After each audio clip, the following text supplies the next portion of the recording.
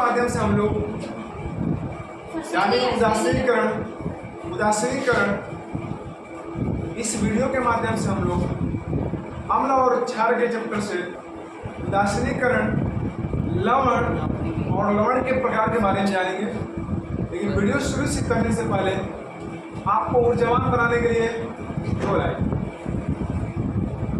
चलो ऐसा कि निशान बन जाए, चलो ऐसा कि निशान बन जाए। जिंदगी तो हर कोई काट लेता है मेरे दोस्त, जिंदगी तो हर कोई काट लेता है मेरे दोस्त, मगर जिंदगी जियो ऐसा कि निशान बन जाए। चलिए वीडियो को शुरू करते हैं।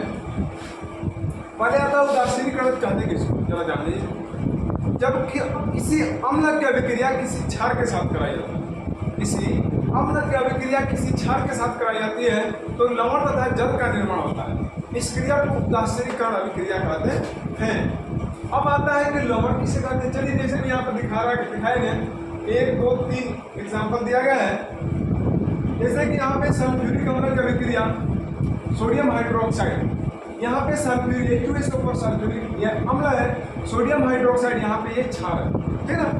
इनकी अभिक्रिया करा करके बनाया गया है NaHSO4, यानी कि कह सकते हैं कि सोडियम डाइसल्फेट बनाया गया है। क्या बना है? Sodium disulphate. ये एक लवण है। क्या है? लवण है। और उसके बाद बना है H2O, ये जल है। क्या है? ये जल है, ठीक है। अब उसी प्रकार से यहाँ पे भी हाइड्रोक्लोरिक अम्ल की अभिक्रिया सोडियम हाइड्रोक्साइड के साथ कराई गई है। तो जो बना है, क्या बना है? NaCl प्लस H2O बना है, ठीक है। तो NaCl का एक लवण है, इसको इंग्लिश में बोलते हैं साल्ट बोलते हैं। क्या बोलते हैं? साल्ट बोलते हैं। तो ये क्या है? लवण है और ये क्या है? जल है। लवण और जल का निर्माण बार बार हो रहा है, इधर भी वही हाल है, ठीक है। तो अब आते हैं कि लवण आखिर कहते किसको? लवण आखिर क्या है भाई? तो कहेंगे कि जब अम्ल की अभिक्रिया किसी क्षार के साथ कराई जाती है तो जल के अलावा जिस पदार्थ का निर्माण होता है उस पदार्थ को लवण कहते हैं। क्या कहते हैं? लवण कहते हैं। लवण मुख्यतः 3 प्रकार के होते हैं। पहला होता है एक सामान्य लवण।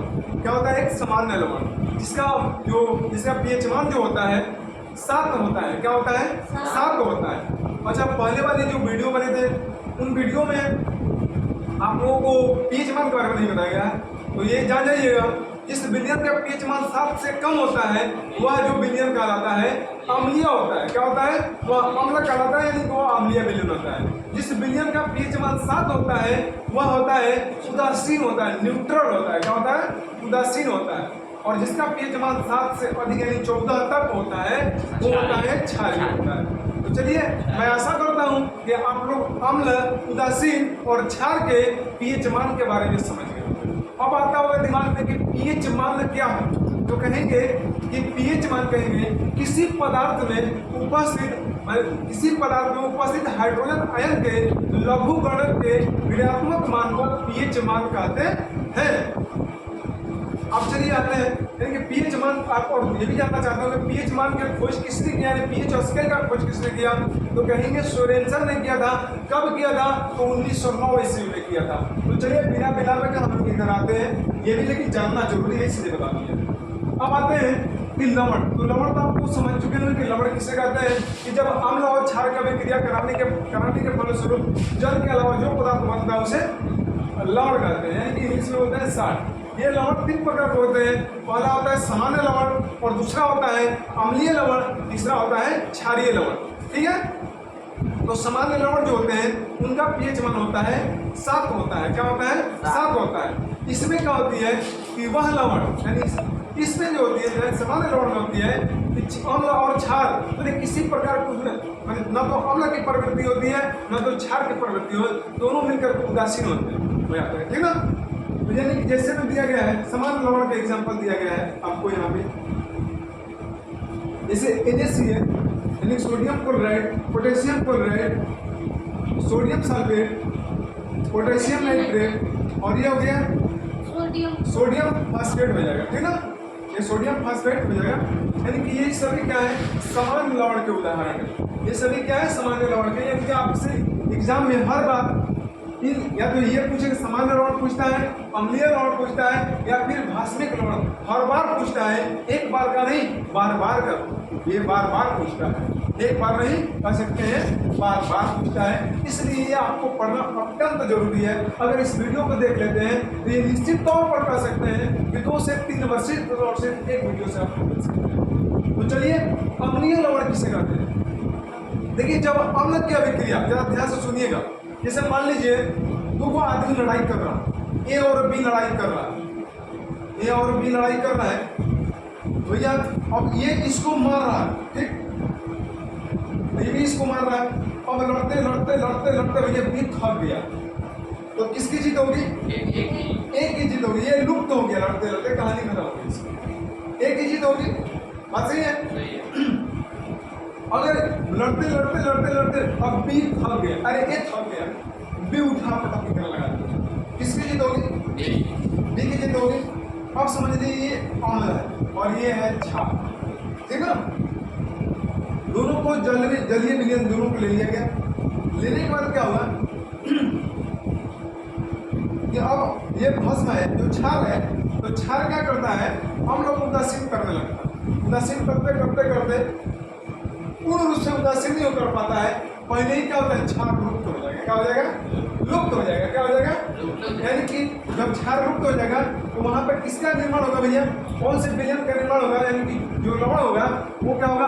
अम्लीय लवण का निर्माण होगा। यानी कि ये लुप्त हो गया, ये क्या हो गया? कमजोर पड़ गया। क्या पड़ गया? कमजोर। तो ये मजबूत हो गया तो नाम लवण में किसका नाम लिया जाएगा? अम्ल का, क्षार का? अम्ल का, यानी कि बन जाएगा यहाँ पे अम्लीय लवण। कैसा बन जाएगा? अम्लीय लवण। यानी कह सकते हैं कि वैसे लवण जिसमें क्षार अम्ल को पूर्ण रूप से उदासीन न कर पाता हो। समझ में आ रही हो? पूर्ण रूप से उदासीन करने के, पूर्ण रूप से उदासीन न कर पाए या पूर्ण रूप से क्या कहेंगे? उल्टा पड़ जाएगा ना, पूर्ण रूप से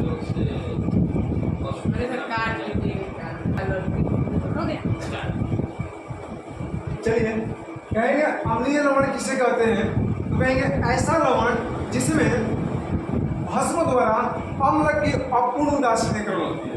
यानी कि जो भस्म है अम्ल को पूर्ण रूप से उदासीन नहीं कर पाता है और भस्म क्या होता है? पहले ही लुप्त हो जाता है।